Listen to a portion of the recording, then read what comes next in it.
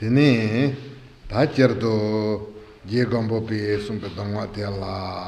𝑭𝒐𝒖𝒓 From among the four dharmas of Lord Gonpopa, during this morning's session, we looked at the first, which is the mind going to the dharma, and I explained the methods and instructions which we use in order to bring this about. The second of the four dharmas is called dharma becoming a path. Now, in any case, when someone has faith in dharma, devotion for dharma, and practices it, they're very fortunate. This is very good. But whether the dharma they practice becomes an authentic path or not depends upon their motivation, and motivation can vary. For example, there are two types of motivation we could have for our practice of dharma that are regarded as inappropriate. One of these is called the seeking of temporary protection. The other one is called the aspiration for temporary excellence or temporary benefit.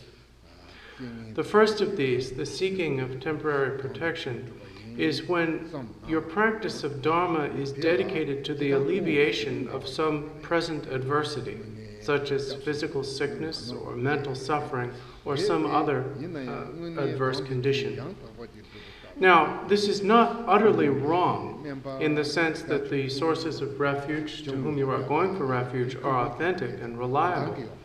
The problem is that the intention behind your practice is so small, so limited, that it is insufficient to serve as a basis for your dharma becoming an authentic path.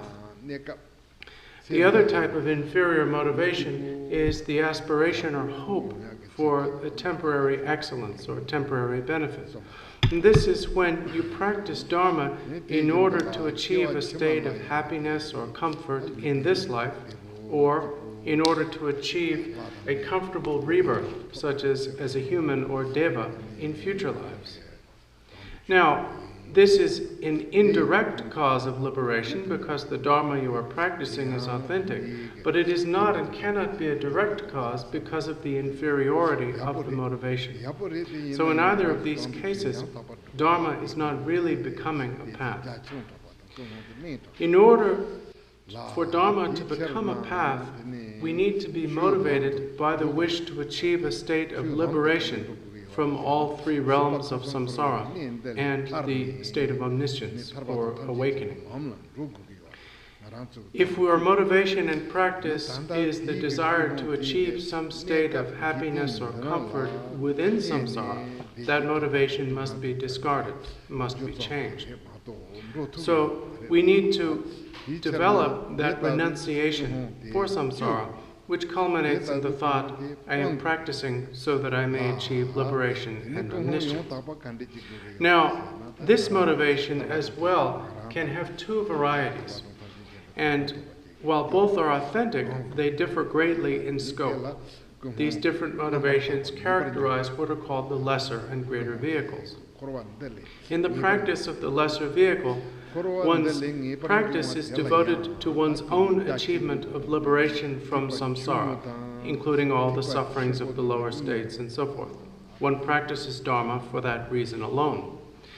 In that one is motivated by stable renunciation for samsara, one's motivation is good, but nevertheless, in comparison to the motivation of the greater vehicle, your motivation is still inferior and still is not going to be a cause of the greatest benefit.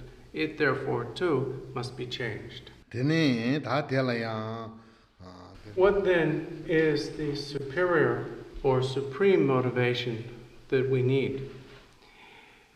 It is the motivation that is born from the understanding that not only are you suffering in samsara, and therefore not only do you want to free yourself from the sufferings of samsara, but that all other sentient beings are suffering in samsara just as you are, and therefore the wish to establish them in that same freedom from samsara. The reason for this motivation is that all sentient beings without exception want to be happy, want not to suffer. There is no sentient being anywhere that actually wishes to suffer, wishes to avoid happiness. However, some sentient beings are unable to accomplish causes of happiness or to recognize them as such.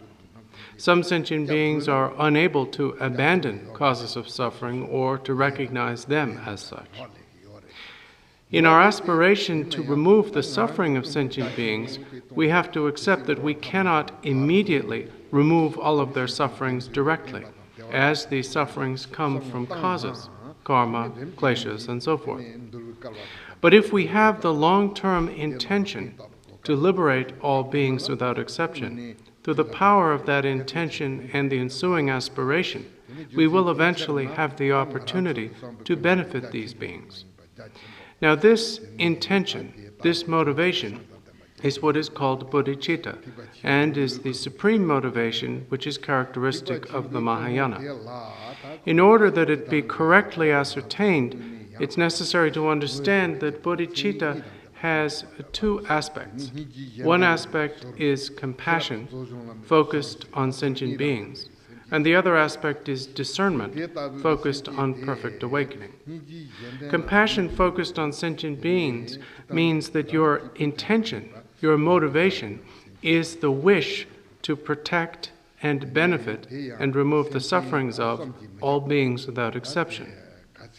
Discernment focused on perfect awakening means that this altruistic benevolence, this wish to protect all beings, is not limited to some temporary benefit, such as the wish to feed all beings or clothe all beings and so on.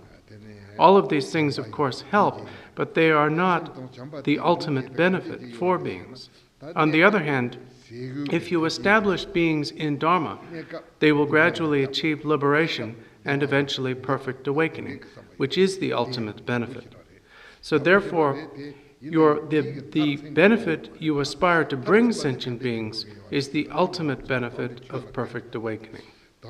This motivation, endowed with compassion and discernment in this way, is that bodhicitta which causes the Dharma you practice to become an excellent and fully authentic path. Now, the first two motivations I mentioned, the wish for temporary protection and the wish for a temporary improvement or excellence, do not cause the Dharma you practice to become an authentic path.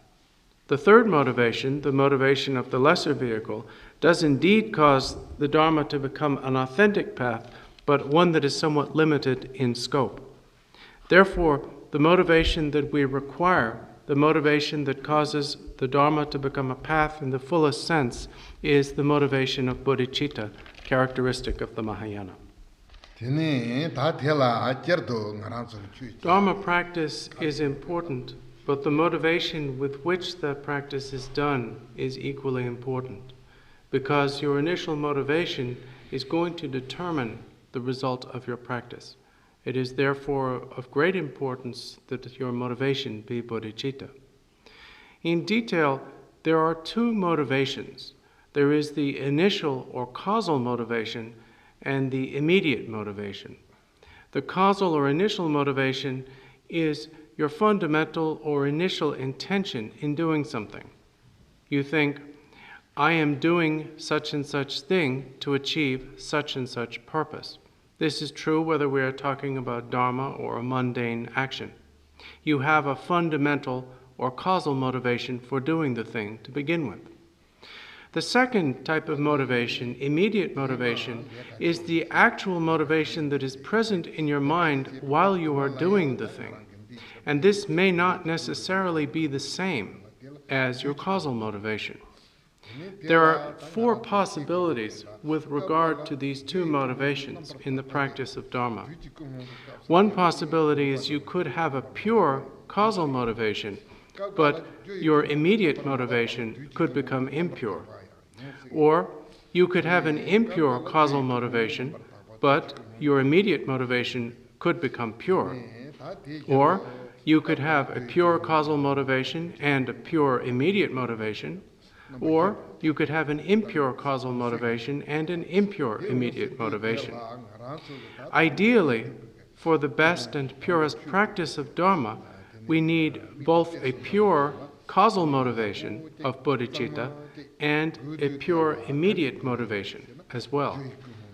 But if your initial or causal motivation is somehow impure, you can still make sure that your immediate motivation is impure by consciously generating bodhicitta. In any case, by being motivated by bodhicitta, your dharma becomes a path.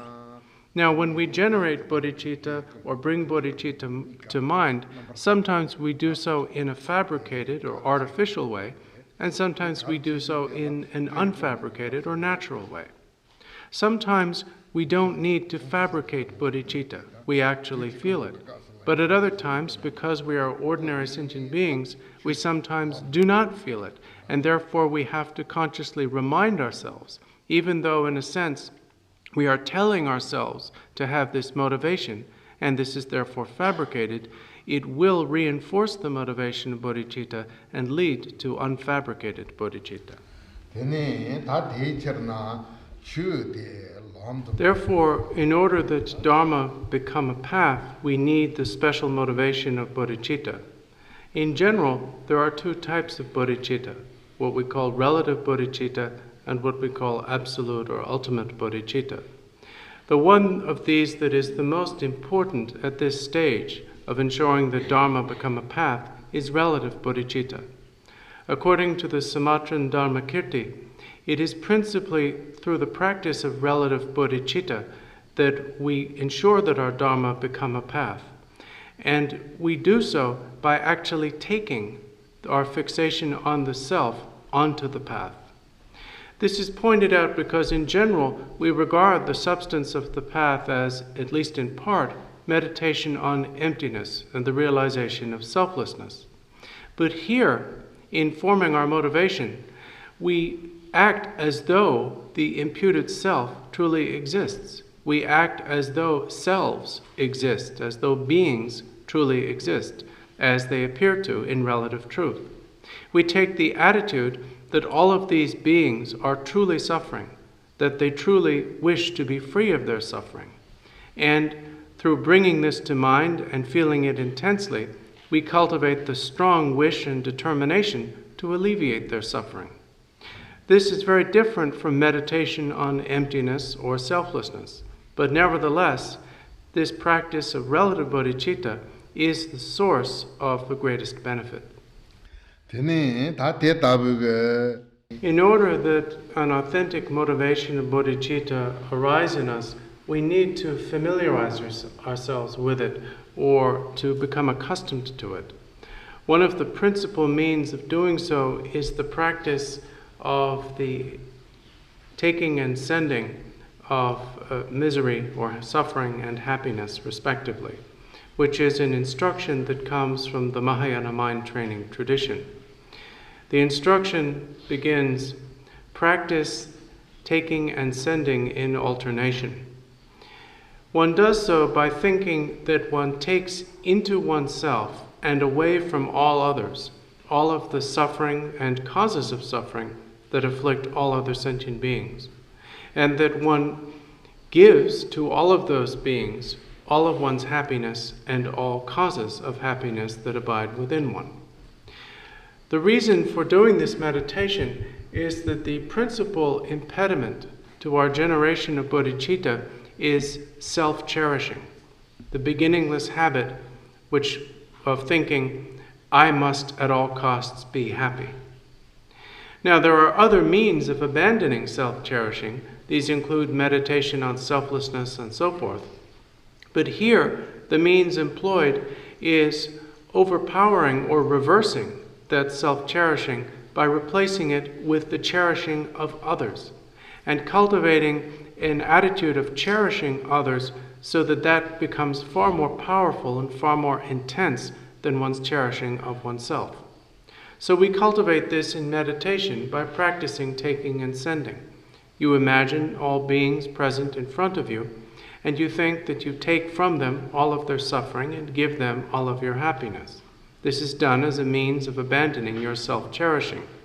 In particular, the instructions of the Siddhas has been to coordinate this with the breathing, so that as you breathe in, you think that you remove from all beings and breathe into yourself all of their suffering and its causes, And as you breathe out, you think that you give to all beings all of your happiness and its causes. And these are the instructions of the Sumatran teacher Dharmakirti. Sometimes fear arises in the practice of taking and sending. Some people wonder, if I meditate like this, maybe all of my happiness and virtue will be lost. Maybe lots of suffering and adversity will occur for me.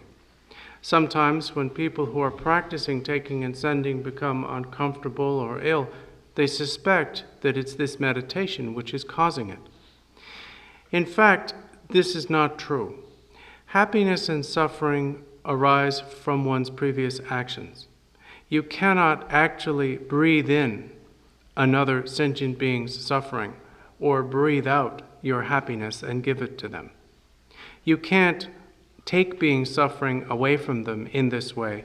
You can't catch beings suffering or its causes. Well, then you might object, well, if happiness and suffering arise from one's previous karma, and we cannot in fact take beings suffering away from them and give them our happiness, then what is the point in doing this practice? This practice has great meaning, but we do not do this practice of taking and sending so that we can literally give beings our happiness and take from them their suffering. We do it in order to reduce our cherishing, our self-cherishing, and in order to increase our cherishing of or our concern for others. Because through doing this, we cause bodhicitta to gradually develop in our minds. Therefore, we need to practice taking and sending repeatedly, because through this practice, as our self-cherishing diminishes and our concern for others increases, so will our bodhicitta. As well, while we do not benefit beings immediately by breathing in their suffering and breathing out our happiness, we do benefit beings through this practice. We benefit them because what we are cultivating in this practice, through cultivating the concern for and cherishing of others, is the wish to be of benefit to others. And through this wish and its ensuing aspiration, we will gain the ability to actually benefit them. The practice of taking and sending is one method through which we can cultivate and increase love, compassion, and bodhicitta. Another means for doing this is the taking of the bodhisattva vow. The bodhisattva vow is taken repeatedly. It may be taken in the presence of a preceptor, or in the presence of a support, or in the visualized presence of Buddhas and Bodhisattvas. But in any case, there is great benefit in receiving the vow and in renewing it, taking it repeatedly. Now, with regard to the Bodhisattva vow, some people feel some fear. They think, well, if I take the Bodhisattva vow, I will still be unable to emulate the great deeds of Bodhisattvas. Surely I will break the vow because I'm still going to get angry, generate afflictions like pride and jealousy, and so on. In fact, this is not regarded as dangerous. We take the Bodhisattva vow repeatedly in part for this reason. And furthermore, the nature of the vow is understood differently from external vows, such as the pratimoksha. A pratimoksha vow is fundamentally concerned with or fundamentally governs actions of body and speech. Since we can control our bodies and speech, when you take a pratimoksha vow, you take it with the intention to keep it exactly as stated. But the bodhisattva vow is fundamentally a vow of mind, and we cannot control our minds as well as we can control our bodies and speech. So therefore, even in the words of the bodhisattva vow itself, we find an understanding or acknowledgement that the vow is somewhat different. We say, I will gradually train in these stages. We don't say, I will do all of this 100% perfectly from today onward. So, although we do, in a sense, contravene the vow from time to time, if we honestly and repeatedly admit this and resolve to improve, then the bodhicitta that the bodhisattva vow has produced within us will increase. In that way, the bodhisattva vow is the second method by means of which bodhicitta is cultivated and dharma is caused to become a path, in the context of the jewel ornament of liberation, the principal means taught for dharma becoming a path is this vow itself. In that way, these two methods, the practice of the instructions of Mahayana mind training and the taking of the bodhisattva vow, are means of generating bodhicitta. Whether we actually generate bodhicitta or we are attempting to bring about its generation, in either case, these are the means by which dharma becomes a path. Lord Gonpopa taught the motivation of bodhicitta itself as how dharma becomes a path. In addition to that, his followers have taught the practice of the uncommon preliminaries as important in this context, such as the repetition of the vow of refuge and accompanied by prostrations, the repetition of the 100-syllable mantra in order to purify wrongdoing and obscurations, the gathering of the accumulation of merit and wisdom through the offering of a mandala, and the receiving of the Guru's blessing through the practice of Guru Yoga. According to Jomgon Kongtrul Rinpoche, it's necessary that anything we want to develop in our minds be reflected upon repeatedly, all the time. Therefore, it's important to recollect bodhicitta not only during meditation sessions, but also between sessions, to recollect bodhicitta itself repeatedly, and also to recollect its qualities. This is excellent. In particular, Jomgon Kongtrul Rinpoche wrote, the practice of the taking and sending of suffering and happiness at the time of one's death, coordinated with one's breathing, is probably the most profound instruction for dying that exists.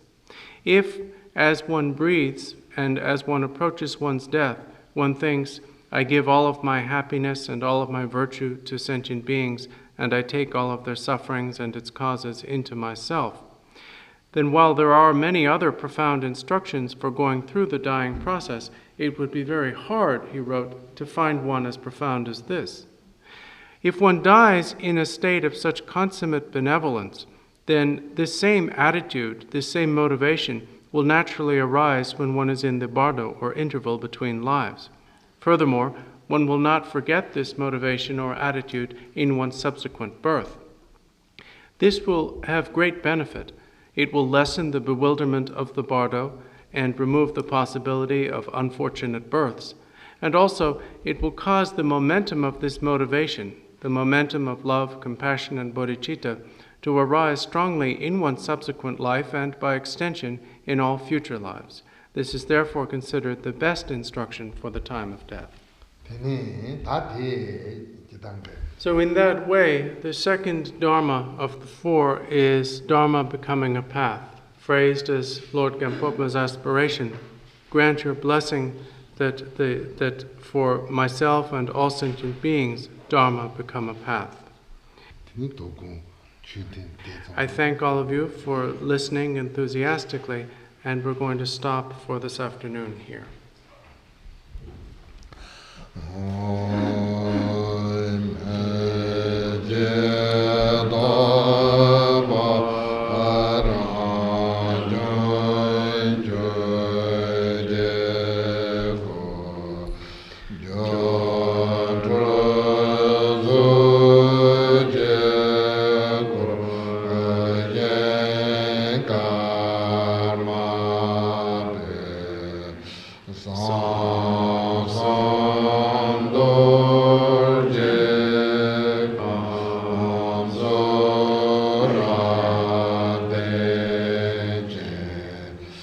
Ah